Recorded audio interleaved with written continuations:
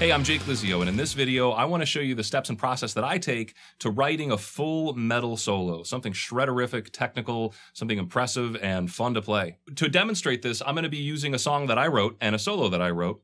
And basically, we need to understand the structure just a little bit here, because before you write a solo, you should understand, what is my solo supposed to do? Is it an intro solo? Is it an outro solo? Is it supposed to be just a quick little thing in the middle? What we've got here is we have an intro riff, and then we have a riff A, and then we have riff B, and then once riff B occurs, that's the first introduction to the solo, and then it'll go back to riff A after that. So I decided to split my solo into two halves. I wanted the one half to be more of an introduction to the insanity, and then I wanted the second half of the solo to be real chaos, just laying cities to waste and thrashing around and aggression. So keeping that in mind, that's how I crafted the two halves of this solo. Now, when you're starting off a solo, I think it's kind of lame to just play a note. It can fall flat when you just start off by playing a note. One thing I've learned is it always works when you bend at the very beginning of a guitar solo. So in this case, my riff here goes like this. It's B. It's a B power chord followed by a C power chord and an A power chord, which kind of screams out B Phrygian, if you know the B Phrygian scale. All those notes are in B Phrygian. I chose pentatonic to solo on top of this, though, because pentatonic has more aggression to it. It's got more of a bluesy rock feel. It doesn't have any of that exotic flair that Phrygian has or that Phrygian dominant has. I wanted to save that exotic flair for later on in the song. So I will use Phrygian dominant later on in this song, just not in the solo that I wrote here. So to start off the lead, what I decided to do, since we're in the key of B something, I decided to bend up to this note B by starting on the A, a whole step below it, and just bending up to that note and giving it some wild vibrato. It's a great way to introduce a solo, and it matched the imagery I had in my head of like this King Kong-like beast living under the water and rising up and getting ready to attack everybody. Take a listen.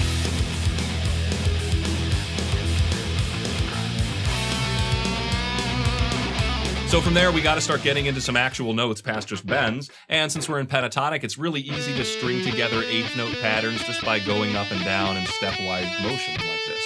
What I decided to do was do something like that, just up and down the scale, but I wanted to end on another A, so I could do another bend from an A to a B, just the octave higher. You might not notice that it's the same bend, but your brain will. It's a nice little reference to what we just heard 2 measures earlier. But eighth notes are boring, so I decided to throw in some 16th notes. With the pentatonic scale, it's very easy to throw in 16th notes just by doing hammer-ons and pull-offs and not picking those notes. So the lick I wrote went like this: 1 E and 2 and 3 and 4 and, which is real simple, 1 E and 2 and 3 and 4 and. Now let's copy that rhythm. The rhythm pattern was 1 E and 2 and 3 and 4 and. Let's do the same rhythm: 1 E and 2 and 3 and 4 and. So if you put it together, 1 E and 2 and 3 and 4 and 1 E and 2 and 3 and 4 and bend, bend, bend. And that's the reference to my first bend, and you can see I've got that same rhythm in there twice that might make it a little bit easier on the ear.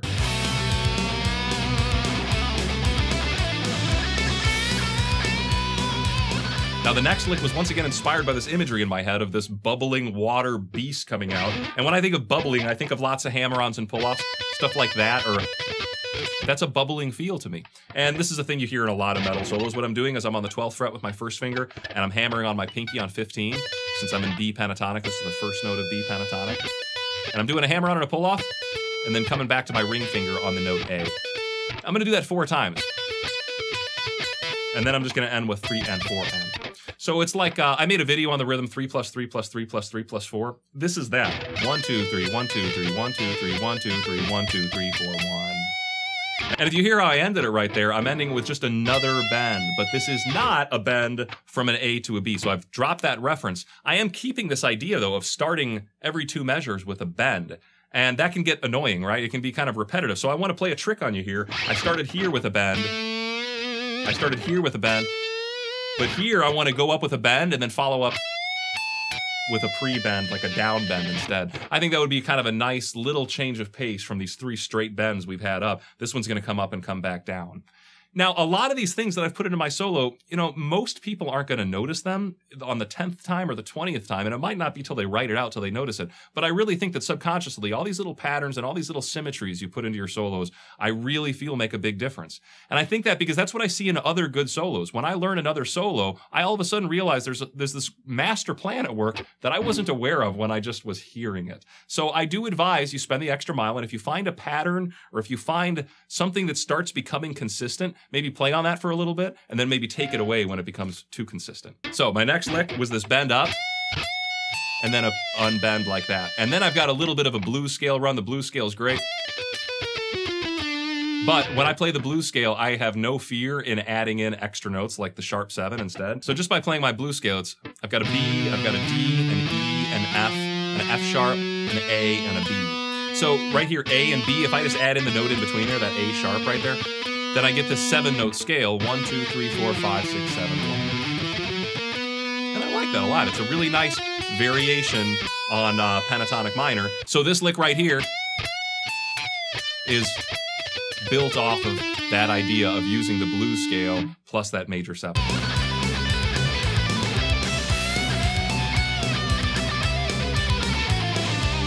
Now, after that, I figured we really need to get things ready for the next part of the solo, which is going to be the crazy part. And I wanted to start doing something a little faster here. So I came up with a pentatonic triplet pattern that just sounds like this.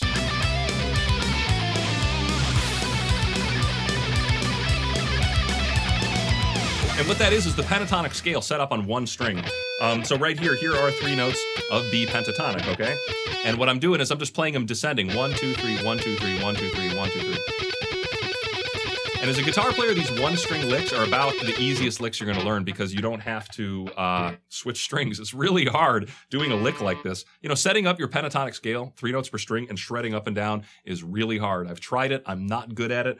But if you're just on one string, you should, with sufficient practice, be able to pick up some skills in getting that going pretty fast. After that, I did 3 notes of the pentatonic scale, 1 triplet, 2 triplet, 3 triplet, 4 triplet, and then 3 notes of the pentatonic scale on the second string, 1 triplet, 2 triplet, 3 triplet, 4 triplet. After that, I started moving a little faster, 1 triplet, 2 triplet, 3 triplet, 4 triplet, 1 triplet, 2 triplet, and then ending on a B, just like that. Speeding it up. Now, when I recorded this, I made a lot of mistakes in the recording process, and I gave myself plenty of opportunities to do it over and over and over again until it was perfect. That's the luxury of doing things in the studio. You don't have to play them perfectly every time. And a lot of these licks that you're going to hear perfect on the recording, I might not play perfect for you in this video, because I had to practice this pretty much all week in order to track it to the point that I was happy with it. And yeah, there were lots of mistakes in that process. So, you know, another thing to keep in mind when you're hearing one of those incredible, perfect solos in the studio, just keep in mind that they had the luxury of spending all day to get it just perfect. Okay, now it's time to get serious because this is the second part of the solo and this is where I wanted to really go crazy. So I wanted to make noise and get chaotic, and the most chaotic thing I can think of is, or the most noisy sounding thing I can think of is unison bends. We switched to the key of E suddenly. It's a very Metallica-esque riff in the key of E, using lots of tritones, minor thirds, all stuff from the Metallica scale. And the lead, I started off with an E, and then I'm playing a D also on the second string, and by bending that D up to the E, it becomes a unison, but along the way, you get a lot of dissonance. And I love that sound. I decided to combine it with a wah to really get some real nastiness out of it, and this is what it sounds like. Now, I still haven't done shred yet. I wanted to go up and down a scale, and what I decided to do was to just throw together a mess of notes that are convenient for my finger that I can blast through. This is the kind of thing you'd see a lot in Randy Rhoads solos, even Kirk Hammett solos. It's not really a scale. It's like just a lot of notes that happen to work out well as a guitar player. So that's what I did here. As long as you know what you're doing, I think that's a perfectly acceptable way to play things. I started here on the note B, and I basically went up the E Dorian scale and added in some notes of the tritone as well. So I've got mostly E Dorian with a tritone, and then it kind of goes back to E pentatonic. Now the lick itself looks like this. This is all linear motion, so it's all stepwise notes. There's no jumps, and it makes it very easy to play as a guitar player. It makes it easy to shred through. But it's 22 notes long. 22 notes and then an ending beat. So, I mean, what can that be? It can't be 16th notes, it can't be triplets. Well, it could be 11 tuplets. So I just decided to cram in 11 notes per measure. And if you practice to a metronome and find out the notes to sync up to, I know that the 11th note of this lick, 1, 2, 3, 4, 5, 6, 7, 8, 9, 10, 11, 1, right there, that's the next note that I have to sync up a beat to.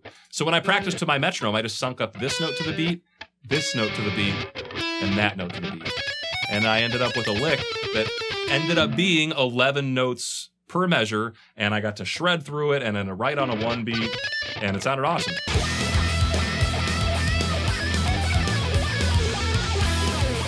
Now, in my opinion, after something like that, I want something, a little bit of something to decompress. I wanted some filler, something noisy and rambunctious again, and I just went with straight blues scale here. The blues scale in this position is very easy. And I did some double stops there, and then really just following through the blues scale, up and down with some simple scale patterns. I think that of it as a throwaway lick. I didn't put a lot of thought into it, and I just wanted something that was just back and forth, something that just took up space to get me to the next lick.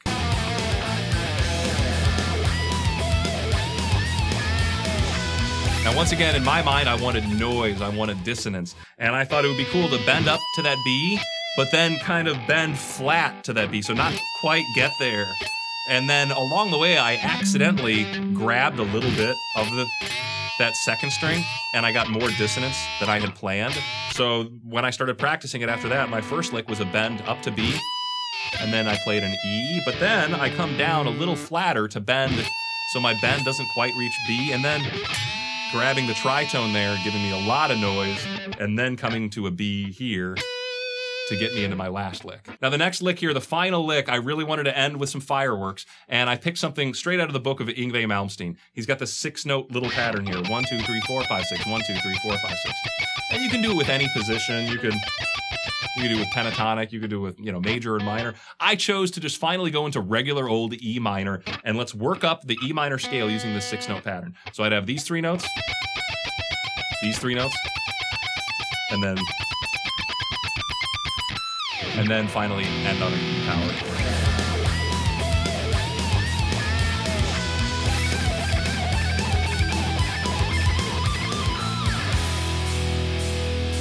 Now, this is a lot of work. This is the hardest work I can do as a guitar player and as a songwriter, is write a metal solo. I can write riffs in just a few minutes. You've seen in the Metallica scale video, it's just a matter of playing around with things. But, playing around with lead, you're going to get good sounding stuff, yes. But are you going to get that solo, the solo that kids want to learn, or think of your favorite solos. Think of the solos that made you want to play more guitar. I doubt they were improvised. Unless you were listening to Pink Floyd. Pink Floyd's the one example of a guy that just went into the studio and improvised a lot of solos, and we really, really like what we heard.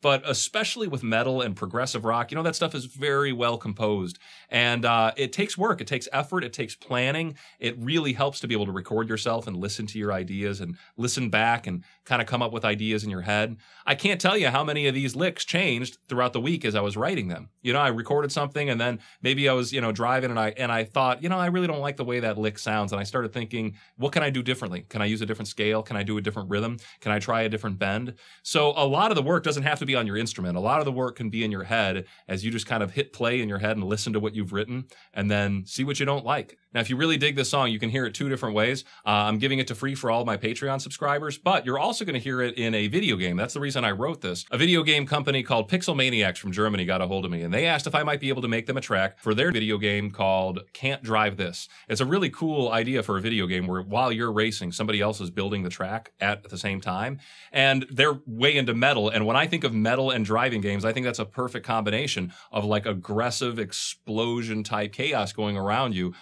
So that was kind of my driving force through this entire thing, is to write a good song that would complement that video game. The game is available on Steam right now, but they're planning on porting it to PS4 and Switch and Xbox. So I've linked to it in the description. I highly recommend you check it out. So I really hope this gives you some insight into the process of writing a guitar solo. It's a lot of work, but it is one of those skills that you develop. It is not a talent. I just want everybody to dispel this idea of the guy that picks up a guitar and then magic starts coming out and there's the perfect solo. I've never seen that. I'm sure it exists. I'm sure there's people out there that talented and that good. But in my experience, that's not a practical image of how music is written. It's usually blood, sweat, and tears and luck. So this case, lots and lots of work, lots of practice, and lots of time. And to me, it's all worth it, though, because at the end of the day, I get an awesome metal solo that I get to shred in somebody's face.